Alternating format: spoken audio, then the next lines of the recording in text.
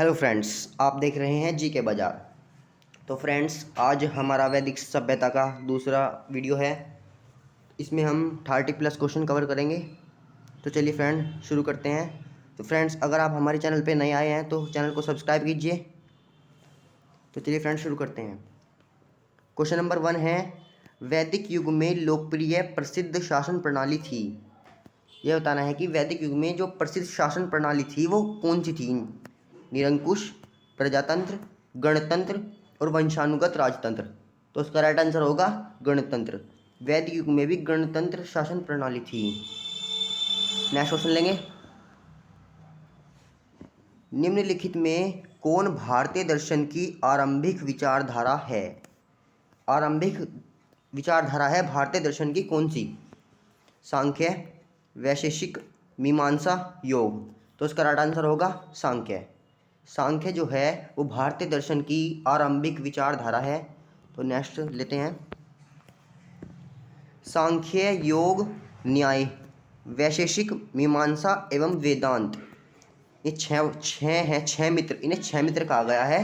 सांख्य, योग, न्याय, वैशेषिक, मीमांसा एवं वेदांत। इन छह मित्र भारतीय दर्शनों की स्पष्ट रूप से अभिव्यक्ति हुई है। ये बताना है कि किस काल में इनकी अभिव्यक्ति हुई है। तो बताना है वैदिक युग में, गुप्त युग में, कुषाण युग में। तो इसका राइट आंसर होगा वैदिक युग में। वैदिक युग में इन छह मित्रों की भारतीय दर्शनों की अभिव्यक्ति हुई है। नेक्स्ट क्वेश्चन लेंगे हम। ये तो आपको क्वेश्चन पता ही होगा। सबसे प्राचीनतम वेद कौन सा है। ऋग्वेद। ऋग्वेद सबसे प्राचीनतम वेद है हमारा, तो इसलिए इसका राइट आंसर होगा ऋग्वेद। नेक्स्ट क्वेश्चन लेंगे। Question number 5। निम्नलिखित में से वह दस्तकारी कौन सी है जो आर्य द्वारा व्यवहार में नहीं लाई गई थी। मतलब जिस इन चारों में से जिसको वे अपने प्रयोग में नहीं करते थे, व्यवहार में नहीं लाई गई, उसका आंसर बताना है आपको।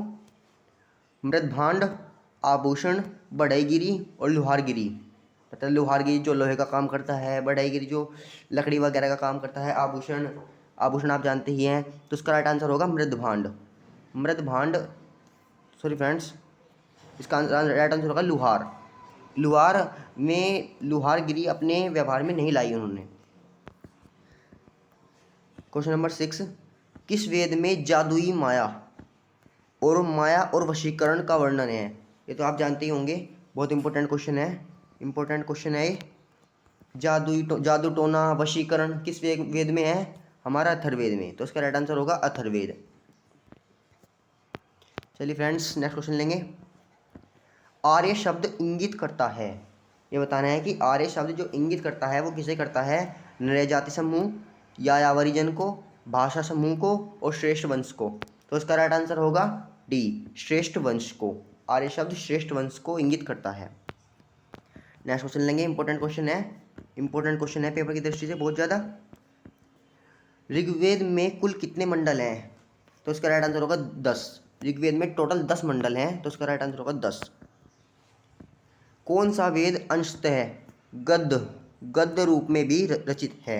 ये बताना है कि कौन सा वेद अंशतः यानी थोड़ा गद्य रूप में भी रचित है। तो उसका राइट आंसर होगा यजुर्वेद। यजुर्वेद जो हमारा है वो थोड़ा गद्य रूप में भी अंशतः होता है, उसका थोड़ा पार्ट, तो वो गद्य रूप में भी रचित है। तो उसका राइट आंसर होगा यजुर्वेद। नेक्स्ट क्वेश्चन लेंगे। सभा और समिति, इंपॉर्टेंट क्वेश्चन है, पहले भी बहुत आ चुका है। सभा और समिति प्रजापति की दो पुत्रियां कहा गया है। सभा और समिति को का उल्लेख किस वेद में मिलता है। ये बताना है कि सभा और समिति दो पुत्रियां हैं, प्रजापति की दो पुत्रियां कहा गया। इनका जो उल्लेख मिलता है वो किस वेद में मिलता है। तो उसका राइट आंसर होगा अथर्ववेद। अथर्ववेद में इनका उल्लेख मिलता है। नेक्स्ट क्वेश्चन लेंगे। ऋग्वैदिक युग की प्राचीनतम संस्था कौन सी थी। सभा, समिति, विदथ और परिषद। तो इसका राइट आंसर होगा विदथ। विदथ जो है वो ऋग्वैदिक युग की प्राचीनतम संस्था थी। नेक्स्ट क्वेश्चन लेंगे हम। ब्राह्मण ग्रंथों में सर्वाधिक प्राचीनतम कौन है। ब्राह्मण ग्रंथ में, इन चारों ग्रंथों में सबसे प्राचीनतम ग्रंथ कौन है। ऑप्शन लेंगे। ऐतरेय ब्राह्मण, शतपथ ब्राह्मण, गोपथ ब्राह्मण और पंचविंश ब्राह्मण। तो इसका राइट आंसर होगा शतपथ ब्राह्मण। शतपथ जो ब्राह्मण जो है वो हमारा बहुत प्राचीनतम है, तो इसलिए सारा राइट आंसर होगा शतपथ ब्राह्मण। नेक्स्ट क्वेश्चन लेंगे। जो गोत्र होते हैं, गोत्र व्यवस्था होती है, गोत्र व्यवस्था वो प्रचलन में कब आई? ऋग्वैदिक काल में, उत्तर वैदिक काल में, महाकाव्य काल में, सूत्र काल में। तो उसका राइट आंसर होगा उत्तर वैदिक काल में। उत्तर वैदिक काल में गोत्र व्यवस्था प्रचलन में आई, मतलब गोत्र व्यवस्था स्टार्ट हुई उत्तर वैदिक काल में। नेक्स्ट क्वेश्चन लेंगे। वैदिक युग में यव कहा जाता था, यव किसे कहा जाता था? गेहूं को, जौ को, चावल को और इनमें से कोई नहीं। तो इसका राइट आंसर होगा जौ को। जौ को हम कहते थे यव, जौ को कहा जाता था यव। चलिए स्टार्ट करते हैं नेक्स्ट क्वेश्चन। व्रीहि शब्द किसके लिए प्रयुक्त हुआ? जो व्रीहि शब्द है वो किसके लिए प्रयुक्त हुआ? चावल, गेहूं, जौ और कपास। तो उसका राइट आंसर होगा कपास, चावल, चावल जो व्रीहि शब्द है वो चावल के लिए प्रयुक्त हुआ है, इसलिए इसका आंसर होगा चावल। अथर्व का अर्थ है, यह बताना है कि अथर्व का अर्थ क्या है? पवित्र जादू, यज्ञ, स्तुति, दर्शन। देखिए फ्रेंड्स, अथर्व बना है अथर्ववेद से, तो अथर्ववेद में क्या बताया गया है? जादू, टोना, वशीकरण। तो इसलिए इसका आंसर होगा अथर्व का पवित्र जादू, तो इसलिए तो आपका पवित्र जादू। नेक्स्ट क्वेश्चन लेंगे। प्राचीनतम व्याकरण अष्टाध्यायी, इंपोर्टेंट क्वेश्चन है, मोस्ट इंपोर्टेंट है। अष्टाध्यायी के रचनाकार, तो उसका राइट आंसर होगा पाणिनि। महर्षि पाणिनि अष्टाध्यायी के रचनाकार हैं। प्राचीनतम व्याकरण कहा गया, प्राचीनतम व्याकरण। नेक्स्ट क्वेश्चन लेंगे। निम्न में कौन सी स्मृति प्राचीनतम है? निम्न में कौन सी स्मृति प्राचीनतम है? इसका आंसर होगा मनुस्मृति। मनुस्मृति जो है हमारी सबसे प्राचीनतम है, तो इसलिए इसका राइट आंसर होगा ए, मनुस्मृति। नेक्स्ट क्वेश्चन लेंगे हम। आदि व्याकरण की संज्ञा किसे दी गई? आदि व्याकरण की जो संज्ञा दी गई वो किसे दी गई? रामायण को, महाभारत को, गीता को और भागवत पुराण को। आदि व्याकरण, आदि काव्य की संज्ञा किसे दी गई? तो इसका राइट आंसर होगा रामायण को। रामायण को आदि काव्य की संज्ञा दी गई है। प्राचीनतम पुराण है, पुराण ये बताना है कि मत्स्य पुराण, भागवत पुराण, विष्णु पुराण और वायु पुराण, इन चारों में से सबसे प्राचीनतम पहला पुराण कौन सा है? तो उसका राइट आंसर होगा मत्स्य पुराण। मत्स्य पुराण हमारा सबसे प्राचीनतम पुराण है, तो उसका राइट आंसर होगा मत्स्य पुराण। नेक्स्ट क्वेश्चन लेंगे। ऋग्वेद में सबसे पवित्र नदी किसे माना गया है? ऋग्वेद में सबसे प्राचीनतम नदी, पवित्र नदी माना गया है सरस्वती को। ये मोस्ट इंपोर्टेंट क्वेश्चन है, पेपर में पहले भी बहुत बार आ चुका है। सबसे पवित्र नदी सरस्वती को। नेक्स्ट क्वेश्चन लेंगे। वैदिक समाज की आधारभूत इकाई थी कुल, ग्राम, विश्व और जन। तो उसका राइट आंसर होगा कुल। आधारभूत, कुल होता है एक तरह का परिवार, परिवार से ग्राम बनता है, फिर से मतलब इस तरह की सबसे आधारभूत मेन सबसे पहले वाली इकाई थी कुल। नेक्स्ट क्वेश्चन लेंगे। ऋग्वैदिक काल के उस सबसे प्रधान देवता की पहचान करें जिसकी स्थिति में 250 सूक्तों या सूत्र की रचना की गई। जिसकी स्थिति में, स्मृति में, मतलब 250 सूक्तों की रचना की गई। तो उसका राइट आंसर होगा इंद्र। इंद्र का सबसे ज़्यादा बार प्रयोग हुआ है, इंद्र का सबसे ज़्यादा वर्णन हुआ है ऋग्वैदिक काल में, ऋग्वेद में। तो उसका राइट आंसर होगा 250 सूत्र, तो इंद्र। नेक्स्ट क्वेश्चन लेंगे। किस रचना में नारी को सुरा और पासा के साथ 3 प्रमुख बुराइयों में शामिल किया गया? एक बार रोक पड़ेंगे क्वेश्चन। किस रचना में नारी को सुरा और पासा के साथ प्रमुख 3 बुराइयों में शामिल किया गया? तो इसका आंसर होगा ए, मैत्रायणी संहिता में नारी को सुरा और पासा के साथ 3 बुराइयों में शामिल किया गया।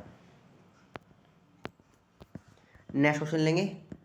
उत्तर वैदिक काल में किस देवता को सर्वोच्च स्थान प्राप्त था? ये बताना है कि उत्तर वैदिक काल में सबसे सर्वोच्च स्थान प्राप्त करने वाला देवता कौन सा था? ऑप्शन पढ़ेंगे। प्रजापति, इंद्र, विष्णु और रुद्र। तो उसका राइट आंसर होगा प्रजापति। प्रजापति को उत्तर वैदिक काल में सबसे प्राचीनतम देवता माना गया है, तो इसलिए इसका आंसर होगा प्रजापति। नेक्स्ट क्वेश्चन लेंगे। तीन ऋण, तीन ऋण तो आप जानते ही होंगे, मातृ ऋण, पितृ ऋण, देव ऋण, आचार्य ऋण। इस तरह से तीन ऋणों में शामिल नहीं है, तीन ऋणों में शामिल नहीं है। कौन सा ऋण तीनों ऋणों में शामिल नहीं है? तो इसका आंसर होगा मातृ ऋण। मातृ ऋण तीनों ऋणों में शामिल नहीं है, नहीं, ये तीनों ऋण शामिल हैं, तो इसका राइट आंसर होगा मातृ ऋण। नेक्स्ट क्वेश्चन लेंगे। प्राचीनतम विवाह संस्कार का वर्णन करने वाला विवाह सूक्त किस में पाया जाता है? विवाह संस्कार का वर्णन करने वाला विवाह सूक्त किस में पाया गया है, किस में पाया जाता है? तो इसका राइट आंसर होगा ऋग्वेद में। ऋग्वेद में विवाह संस्कार का, प्राचीनतम विवाह संस्कार का वर्णन करने वाला सूक्त पाया गया है, तो इसका राइट आंसर होगा ऋग्वेद में। नेक्स्ट क्वेश्चन लेंगे। ऋग्वेद में अघन्य, अघन्य शब्द का प्रयोग किसके लिए माना गया है? मोस्ट इंपोर्टेंट क्वेश्चन है, पेपर में जरूर आएगा, जरूर आएगा। और तो इसका राइट आंसर होगा गाय को। गाय को ऋग्वेद में अघन्य, अघन्य की संज्ञा दी गई है, अघन्य, तो इसका राइट आंसर होगा गाय। नेक्स्ट क्वेश्चन लेंगे। मनुस्मृति मुख्यतः संबंधित है, ये बताना है कि मनुस्मृति किससे संबंधित है? समाज व्यवस्था से, कानून से, राज्य कार्य पद्धति से, अर्थशास्त्र से। तो उसका राइट आंसर होगा समाज व्यवस्था से। समाज व्यवस्था से मनुस्मृति संबंधित है। नेक्स्ट क्वेश्चन लेंगे और लास्ट क्वेश्चन है, इंपॉर्टेंट क्वेश्चन है। गायत्री मंत्र की रचना किसने की थी? गायत्री मंत्र की जो रचना की थी वो किसने की थी? वशिष्ठ, विश्वामित्र, इंद्र और परीक्षित। तो इसका राइट आंसर होगा विश्वामित्र। विश्वामित्र ने गायत्री मंत्र की रचना की थी। ये इंपॉर्टेंट क्वेश्चन है। तो चलिए फ्रेंड्स, मिलते हैं नेक्स्ट वीडियो में नए टॉपिक के साथ। अगर आपको ये वीडियो पसंद आई हो तो वीडियो को लाइक करना, चैनल को सब्सक्राइब करना और बेल आइकन प्रेस करना, ताकि आपको नेक्स्ट वीडियो का नोटिफिकेशन एकदम मिल जाए। तब तक के लिए जय हिंद, जय भारत, वंदे मातरम।